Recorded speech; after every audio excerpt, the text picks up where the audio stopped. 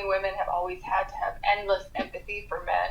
In the 50s and the 40s, women would snap, and then that's when they would get thrown into like an insane asylum. Since we're all collectively deciding to no longer be endlessly empathetic, we can maybe put all the men who complain about the loneliness epidemic in the insane asylum. Oh no, it's the consequences of your own actions.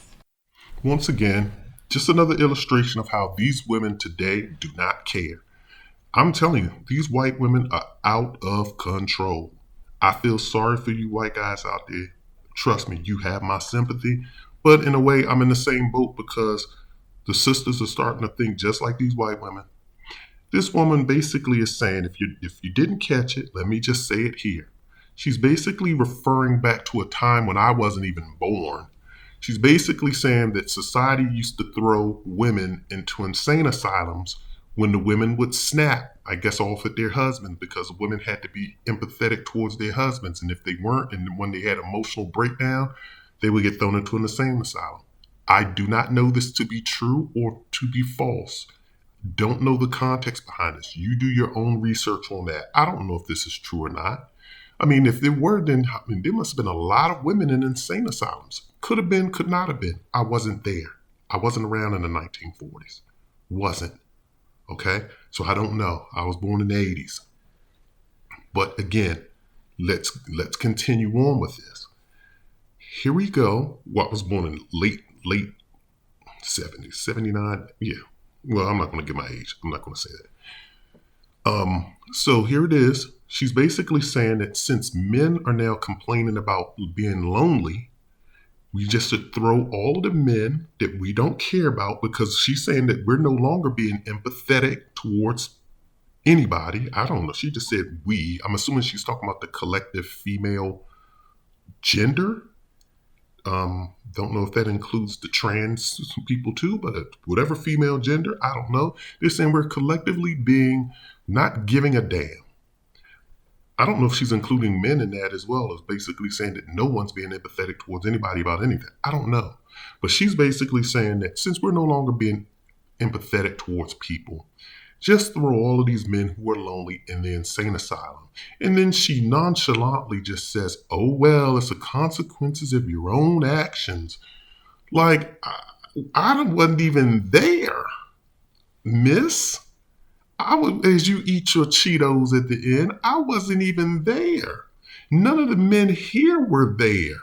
So I'm just trying to figure out, like, what in the world, why is it that women are just going hard? Like, I don't understand why the need to just be this gangster towards men. If we didn't care about you all and said, oh, well, if you got pregnant, it's the consequences of your own actions. We don't care about Roe versus Wade.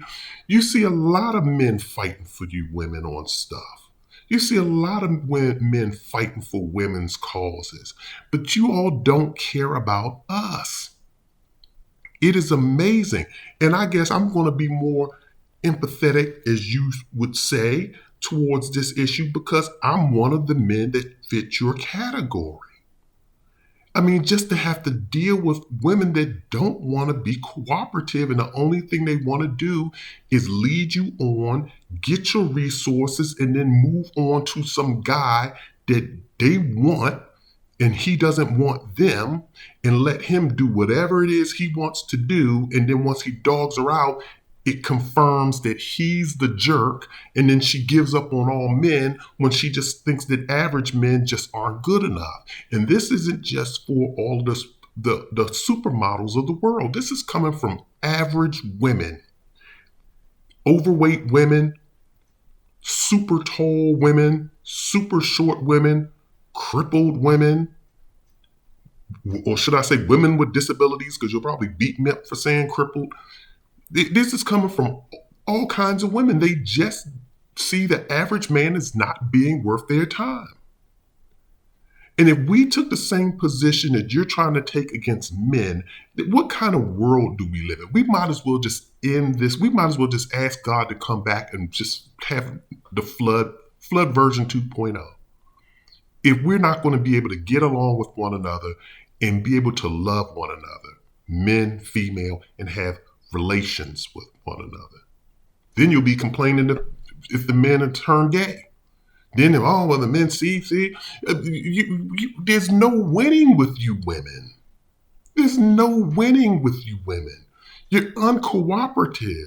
You're unbending. You don't want to bend on anything. You're standing on principle. What principle that is, I don't know. None of us can meet those standards because if we have the financial resources, if we have the cooperative attitude, if we are empathetic towards you, if we are emotionally intelligent, then you say we don't look good enough. We're not tall enough. We're not muscular enough. We're not attractive enough.